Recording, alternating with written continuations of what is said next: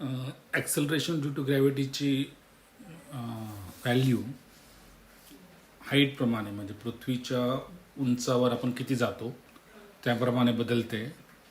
ते एक्सप्रेशन आपण डिराईव्ह केलं होतं अगोदर. त्यानंतर आपण पृथ्वीच्या आतमध्ये म्हणजे खोलवर पृथ्वीच्या खोलवर जर गेलो तर तरीसुद्धा ॲक्सलरेशन ड्यू टू ग्रॅव्हिटी म्हणजे जीची व्हॅल्यू बदलते. ते आपण बघितलेलं होतं.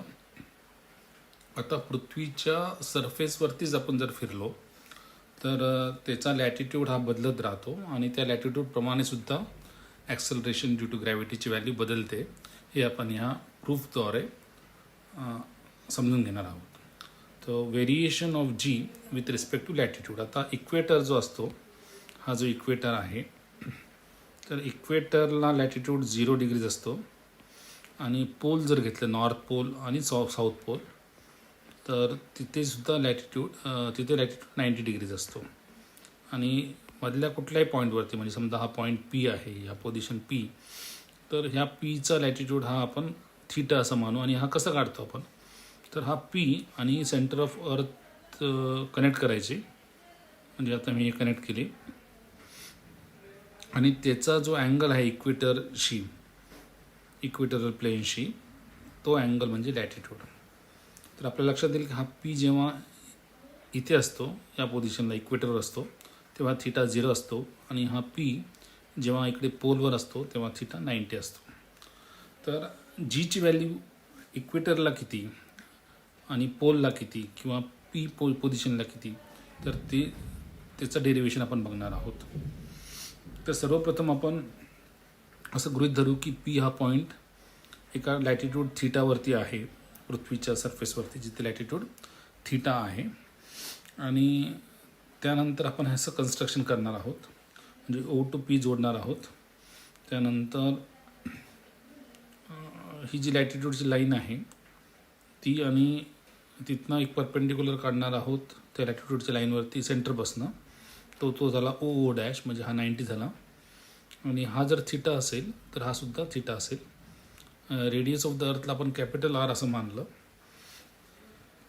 आणि या लॅटिट्यूडवरती जो सरफेसचा जो रेडियस आहे त्याला आपण स्मॉल आर असं मानलं. तर जॉमेट्रीनुसार कॉस थीटा म्हणजे ॲडजेसंट साईड अपॉन हायपोटेन्यूज. सर ट्रायंगल जर हा धरला आपण ओ डॅश पी असा ट्रायंगल धरला तर या ट्रायंगलमध्ये कॉस थीटा काय आहे तर शेजारची बाजू म्हणजे ओ डॅश पी आणि हायपोटेन्यूज झाला ओ पी. म्हणजे O dash P upon O P is cos theta. O dash P आपण बघितलं तो आर आहे स्मॉल आर आणि ओ पी हा रेडियस आहे कॅपिटल आर आहे त्या पॉईंटपासून सेंटरला जोडणारा. तर जॉमेट्रीने आर इज इक्वल टू नाव आर कॉस थीटा.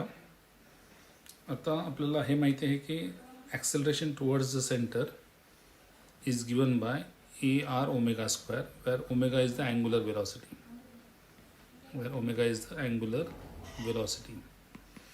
तर याला सेंट्रिपिटल ॲक्सेलरेशन असं म्हणतात.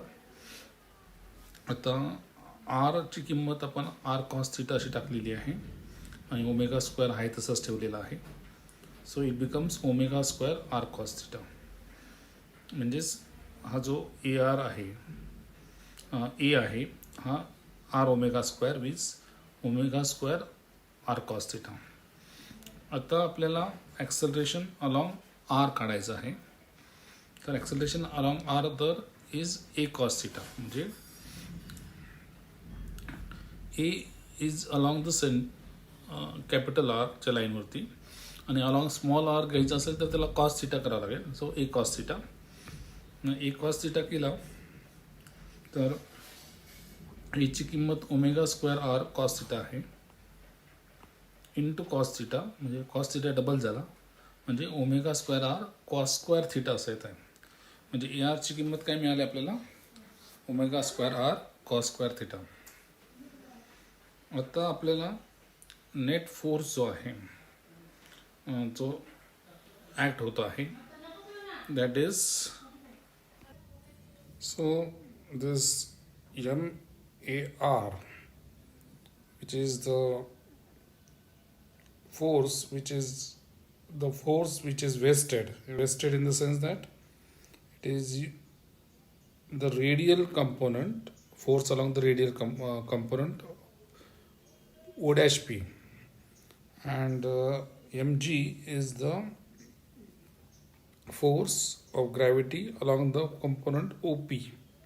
So in absence of O dash P, this force would be more, but because of this force which is along O dash P, this force is reduced. So F net is equal to mg minus MAR. So MAR, I'll put the value of MAR. इथे मी MAR ची value टाकेल. So mg minus m into AR ची किंमत काय आहे? AR ची किंमत omega square R cos square theta. ही किंमत टाकली आता. सो आता हे बॅलन्स केलं. m g dash,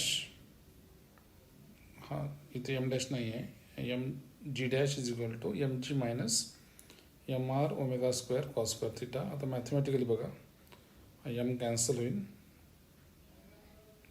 m cancel होतो आहे, आणि g डॅश म्हणजे acceleration at the point P, म्हणजे जिथे लॅटिट्यूड थिटा आहे तिथलं acceleration is g minus R omega square cos square theta.